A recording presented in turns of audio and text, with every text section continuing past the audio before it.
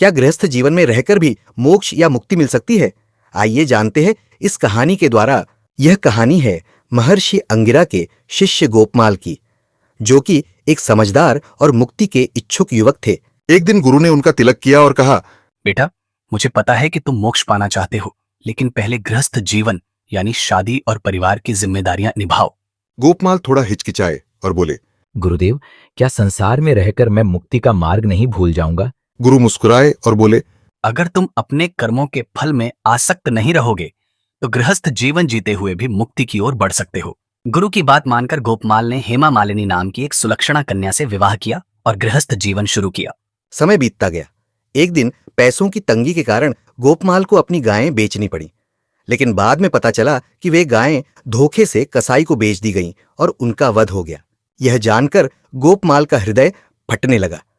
उसे लगा उसने पाप कर दिया और अब वह इस दुनिया के बंधनों से छुटकारा पाकर संन्यास लेना चाहता था।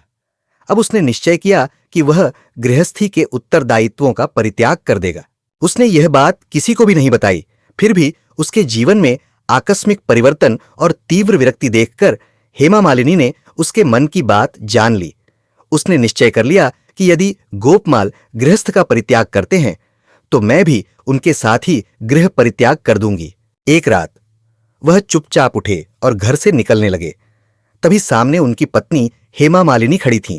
गोपमाल बोले, मुझे मत रोको देवी, मैं आत्मकल्याण के मार्ग पर जा रहा हूँ। हेमा मालिनी मुस्कुराई, मैं रोकने नहीं आई आर्य, बल्कि आपके साथ चलने आई हूँ।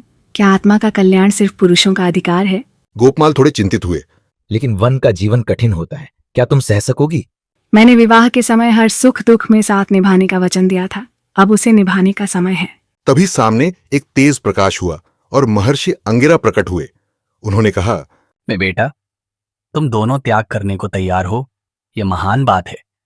लेकिन याद रखो, जो समाज की चुनौतियों से नहीं लड़ सकता वह जंगल की साधना भी नहीं कर पाएगा। यदि तुम चले जाओगे तो इस संसार में फिर और लोग भी पाप करेंगे। असली साधु वह है जो समाज में रहकर लोगों को पाप से बचाए। गोपमाल ने पूछा, गुरुवर, लेकिन जो पाप अनजाने में हो गए उनका दोषी कौन? गुरु ने समझाया, यही तो निष्काम कर्मयोग है। तुम अपने कर्म करो पर उसके फल को भगवान पर छोड़ दो। मान अपमान सुख दुख में स्थिर रहो, तब तुम भगवान के प्रतिनिधि बनकर लोक सेवा कर सकोगे। उस दिन के बाद गोपमाल ने गृहस्थ जीवन से भागना छोड़ दिया और समाज की सेवा को ही अपना धर्म मान लिया। अब वह न केवल आत्मकल्याण की ओर बढ़ा, बल्कि सैकड़ों लोगों को भी अंधकार से प्रकाश की ओर ले गया। त्याग भागकर नहीं होता, बल्कि समाज में रहकर जिम्मेदारी निभाने में होता है। निष्काम कर्म ही सच्ची साधना है। सच्चा संत वह है जो दूसरों को भी सुधार सके, अकेला जंगल में नहीं भागे।